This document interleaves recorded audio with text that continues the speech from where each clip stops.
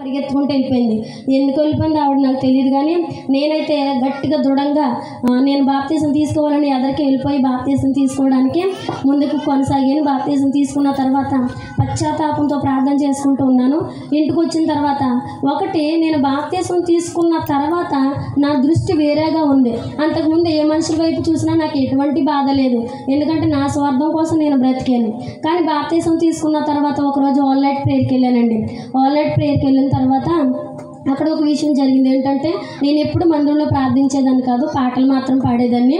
అయితే అక్కడ ఒక వ్యక్తి నన్ను తాకునట్టుగా పరిశుద్ధాత్మ ఎప్పుడు ప్రార్థన చేయని నేను ఆ రోజు ప్రార్థించడం, భాషలతో నింపబడటం, ఏదో తెలియని ధైర్యం నన్ను కమ్ముకోవడం నేను గమనించాను.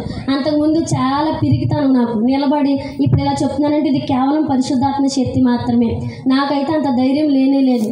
అలాగా బాప్తీసం తీసుకున్న తర్వాత ఆల్రెడీ ప్రేయర్లో ఒక పరిశుద్ధాత్మ నన్ను తాకడము, తర్వాత నేను భాషలతో ప్రార్థన చేయడం, ఇలా ప్రార్థించిన తర్వాత ఏదో తెలియని అనుభూతి.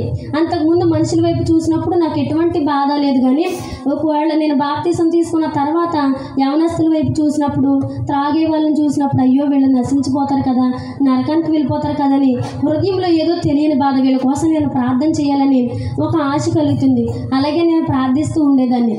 అలా ప్రార్థిస్తూ దేవుని వాక్యం చదువుతూ, ఎలాగంటే ఒక ఆకలితో ఉన్న వ్యక్తి ఎలా ఆహారం తింటారో అలా చదివేదాన్ని బైబిల్. అలా చదువుతూ ఇంకా నా స్నేహం ఎవరితోనంటే దేవునితోనే. ఉదయం లేవడం, నా పని ముగించుకుని నేను బైబిల్ చదవడం, ప్రార్థన చేసుకోవడం, బైబిల్ చదవడం, ప్రార్థన చేసుకోవడం. ఇలా ఉంటున్న సందర్భంలో మనందరికీ కుటుంబంలో సమస్యలు ఉంటాయి కదా, నాకు కూడా కుటుంబంలో సమస్యలు వచ్చాయి.